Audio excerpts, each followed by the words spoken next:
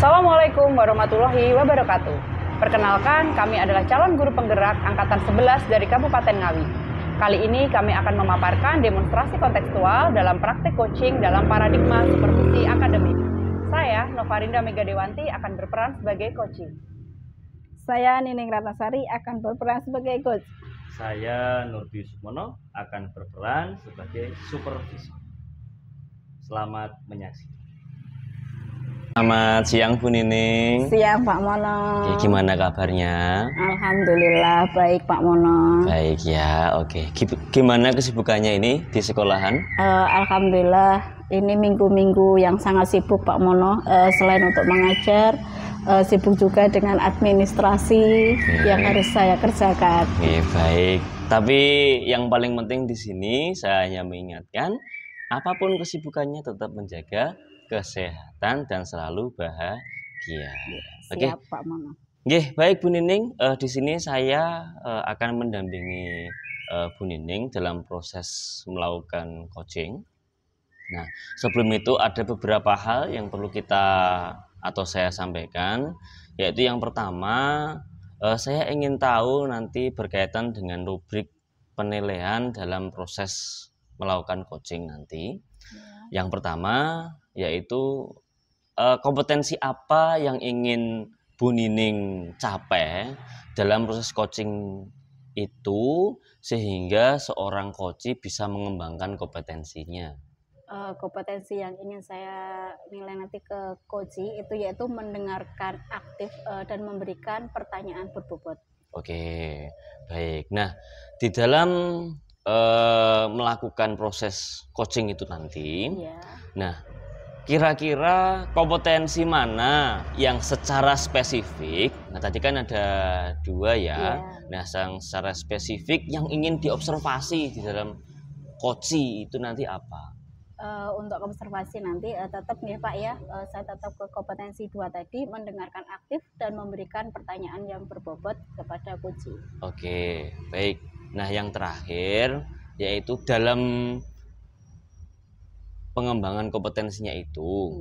Nah, indikator ketercapaian apa yang ingin Bu Nining capai di dalam proses coaching ini? Dari kompetensi mendengarkan aktif dan memberikan pertanyaan berbobot nanti, yang ingin saya capai yaitu saya ingin coach itu menemukan solusi dari permasalahannya dan langkah-langkahnya itu seperti apa. Oke, baik. Berarti ini sudah siap nggih Bu Nining untuk melakukan coaching? Siap Pak. Oke, baik. Nanti saya tunggu di pasca observasi lagi. Iya, siap.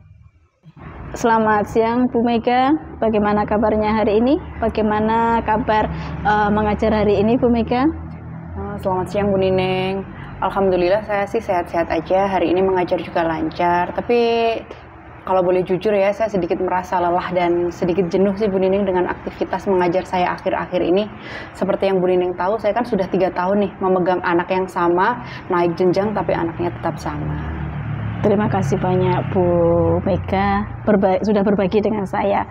Bisa diceritakan Bu Mega, menurut Bu Mega, kenapa Bu Mega itu merasa jenuh dalam mengajar di dalam kelasnya? Karena menurut saya anak-anak ini sudah stuck ya. Anak-anak dengan hambatan intelektual ini kan bila memang sudah mencapai fase maksimalnya, mereka sudah tidak bisa dikembangkan lagi. Bu Nining juga pasti tahu banget tentang itu ya. Dan menurut saya sudah mencoba semua materi, saya sudah mencoba semua metode, saya sudah mencoba berbagai cara untuk meningkatkan aktivitas anak-anak ini. Tapi pada kenyataannya, ya saya merasa buntu. Aktivitas di dalam kelas hanya seperti itu saja sampai 3 tahun belakangan ini. Oke, karena ya Bu Mega memegang kelasnya itu selama 3 tahun dengan siswa yang sama ya, tetapi jenjang yang berbeda ya. Apakah ada momen yang membuat Bu Mega itu yang menyadari ya bahwa Bu Mega itu merasa jenuh di dalam kelas pada saat pembelajarannya? Mungkin saya merasa karena anak-anak ini sudah pada tahap maksimalnya dan saya melihat aktivitas sehari-hari itu hanya seperti itu aja. Saya melihat respon anak-anak ini ya begitu-begitu aja Bu, tidak ada sesuatu yang berarti lagi buat anak-anak ini. Jadi mereka sekedar hanya bermain di dalam kelas tapi mereka kurang mendapat makna dari apa yang mereka pelajari. Iya, semangat mereka sedikit turun, mereka sedikit pasif ya, responnya terlalu aja berbeda. Oke. Karena respon murid yang kurang bersemangat ya Bu Mega dan lebih pasif itu tadi ya. Iya, Bu. Jadi Bu Mega menyadari mulai merasa jenuh dan mungkin kehilangan kreativitasnya ya dalam pembelajaran di dalam kelasnya.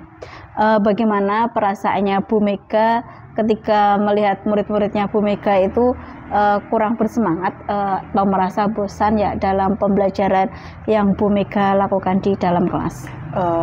Perasaan saya sih tentu saja kecewa ya Bu Nining ya. Saya merasa gagal menjadi guru, saya merasa gagal membersamai anak-anak ini untuk bahagia, menciptakan lingkungan kelas yang menyenangkan untuk mereka tuh. Saya merasa gagal aja sih Bu. Terima kasih Bu Mega atas keterbukaannya. Saya melihat Bu Mega ini sangat bersemangat sekali, sangat peduli pada murid-muridnya, ingin memberikan yang terbaik untuk muridnya. Bagaimana menurut Bu Mega sebenarnya sumber dari kejenuhannya Bu Mega itu apa, dan apakah ada ide atau hal-hal yang baru yang ingin Bu Mega coba gitu? Sebenarnya kalau ditanya masalah sumber kejenuhan saya, ya itu tadi, di antara murid yang tidak pernah berganti selama 3 tahun, dan saya pun jenuh mengajar anak yang itu-itu saja, dengan metode yang itu-itu saja, pencapaian yang seperti itu aja. Saya ingin berkembang juga secara profesional Bu Nining, saya ingin belajar hal-hal baru juga dengan anak-anak baru, tentunya dengan tantangan-tantangan yang baru. Kalau untuk ide, Bu, untuk karena karakteristik anak-anak seperti itu kan memang sudah tepat dengan metode yang seperti itu ya. Kita tidak bisa memodifikasi lagi metode-metode untuk anak itu karena memang sudah sesuai dengan karakteristiknya. Tapi mungkin setelah ini saya inginnya tuh mereka ya yang menentukan mau belajar apa di dalam kelas. Baik Bu Mega, apa yang bisa Bu Mega sampaikan bukan sekedar kelelahan biasa ini. Bu Mega merasakan kebutuhan ya untuk pembaruan ya Bu Mega ya. Dari ide-ide tadi, apakah ada faktor yang lain Bu Mega mungkin yang sangat berperan dalam perasaannya Bu Mega itu? Ya itu tadi sih Bu, saya tuh ingin berkembang. Sebenarnya sumber kejenuhan saya itu di situ. Saya ingin berkembang sebagai guru, saya ingin mencoba tantangan baru, saya ingin mengajar anak-anak yang baru. Tapi ya seperti itu tadi Bu Nining.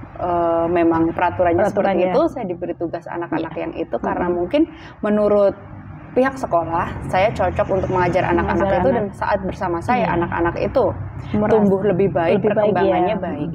Baik Bu Mega, saya sangat paham sekali. Jadi selain rutinitas mengajar murid yang sama ya, Bu Mega juga merasa bahwa pertumbuhan profesional Bu Mega itu mungkin tidak begitu signifikan ya Bu Mega ya dalam beberapa tahun terakhir ini. Saya mikir seperti itu sih Bu, karena saya hanya fokus kepada anak-anak dengan hambatan intelektual saja. Saya tidak sempat mempelajari braille, saya tidak sempat mempelajari bahasa isyarat. Saya jadi tidak tahu bagaimana cara mengelola anak-anak selain anak-anak dengan hambatan intelektual itu tadi Bu Nina. Menarik sekali Bu Mega. Saya melihat pengalamannya Bu Mega ini mungkin sangat luar biasa sekali, mengajar anak selama 3 tahun yang sama tapi jenjang yang berbeda ya Bu Mega ya, dengan mungkin karakteristiknya juga berbeda-beda. Bagaimana melihat dari perspektif lain, apa saja kekuatan atau hal positif yang Bu Mega rasakan dari 3 tahun mengajar di kelasnya Bu Mega ini? Kalau boleh saya katakan sih Kak, saya sudah mengenal sekali ya karakter anak-anak ini. Saya sudah paham bagaimana cara menghandle mereka, apa pembelajaran yang tepat untuk mereka, bagaimana cara mengkondisikan mereka jika sedang tantrum atau sedang tidak ingin belajar. Sebenarnya banyak nilai positif yang bisa saya ambil dari 3 tahun pembiasaan itu sih Bu Nining. Cuma mungkin memang karena saya terlalu fokus saja pada kejenuhan saya. Yes, luar biasa sekali Bu Mega bisa mengenali masing-masing karakter muridnya ya.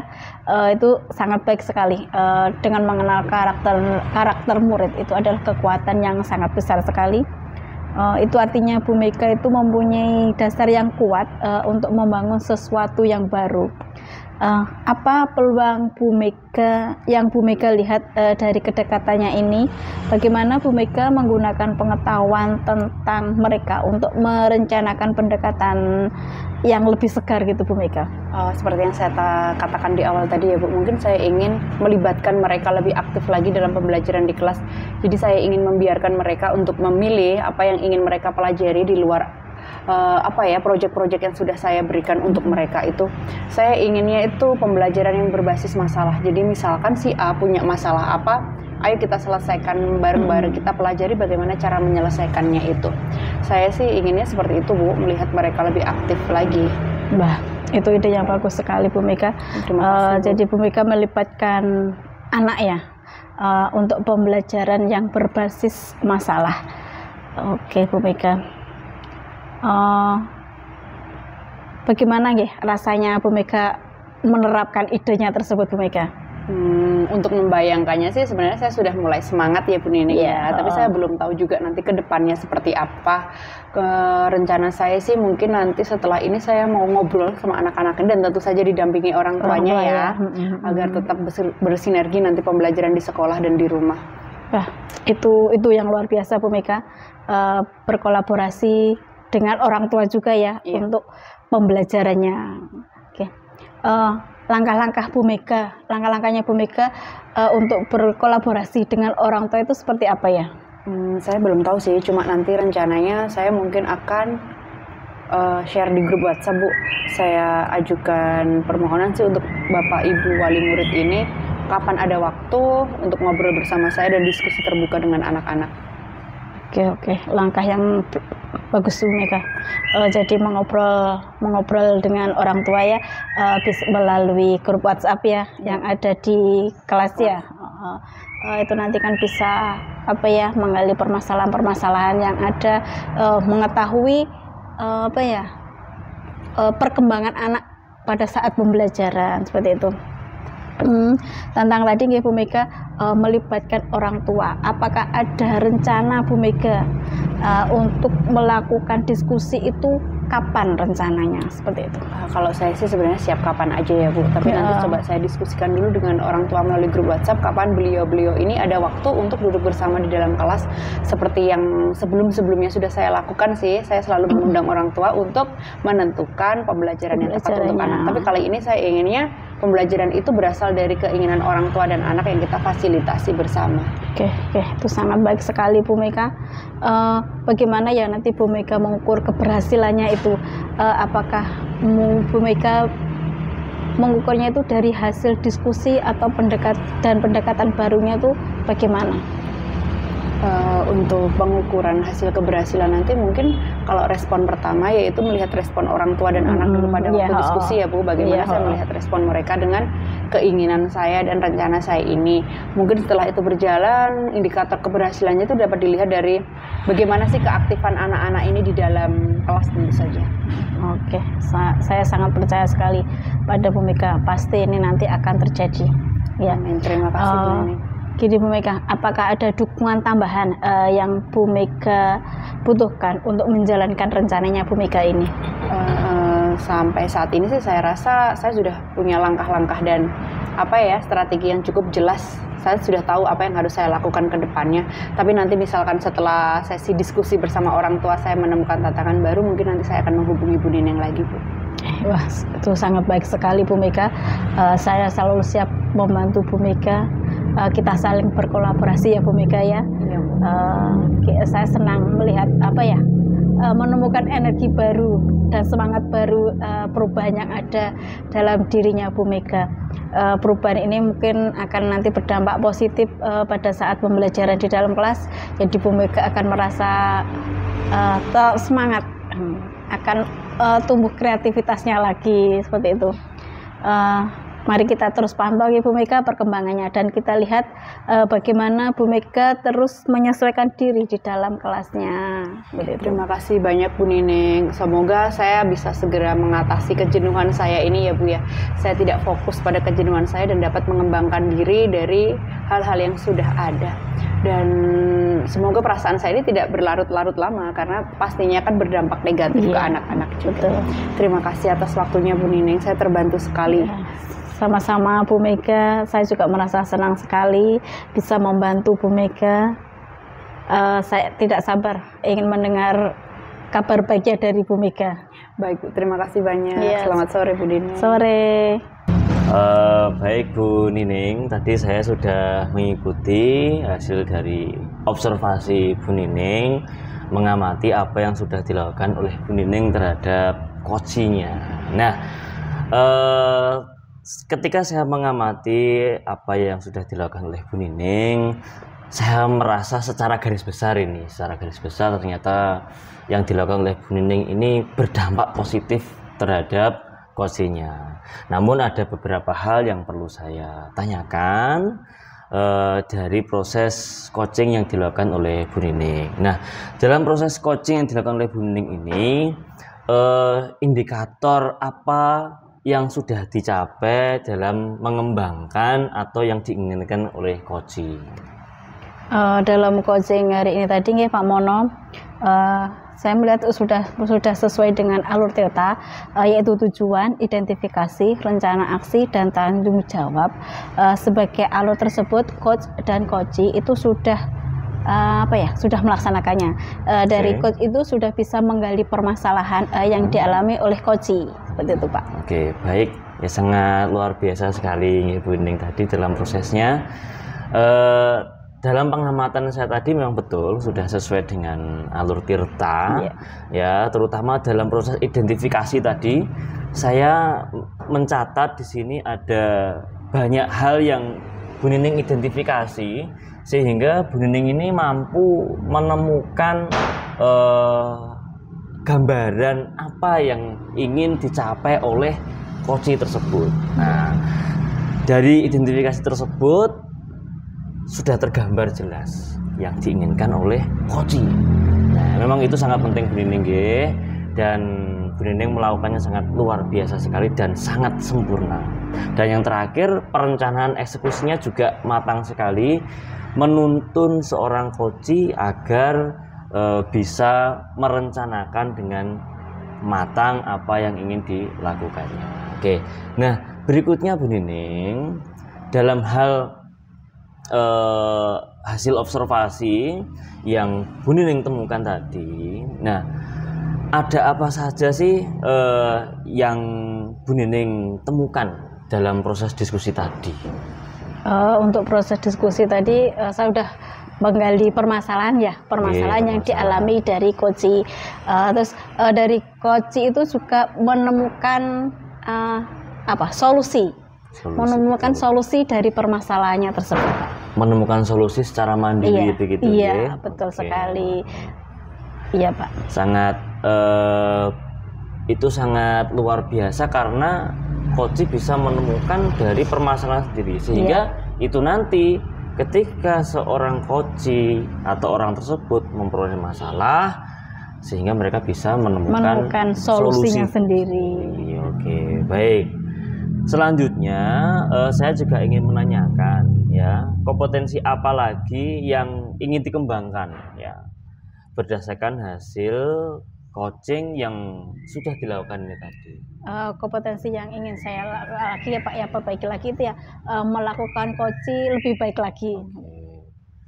Mungkin kalau saya boleh saran, proses untuk memperbaikinya lagi itu bisa dengan sering-sering melakukan coaching kepada teman-temannya. Nah, ini kan tadi baru satu. Nah, mungkin nanti ke temannya lagi agar nanti kemampuan untuk melakukan coaching bisa menjadi lebih baik lagi.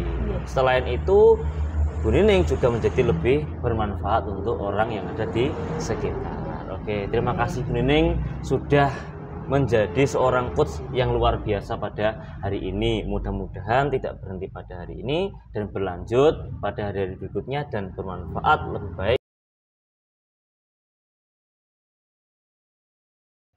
Demikianlah pemaparan demonstrasi kontekstual kelompok kami pada modul 2.3. Terima kasih. Wassalamualaikum warahmatullahi wabarakatuh. Salam guru penggerak. Bergerak, menggerakkan.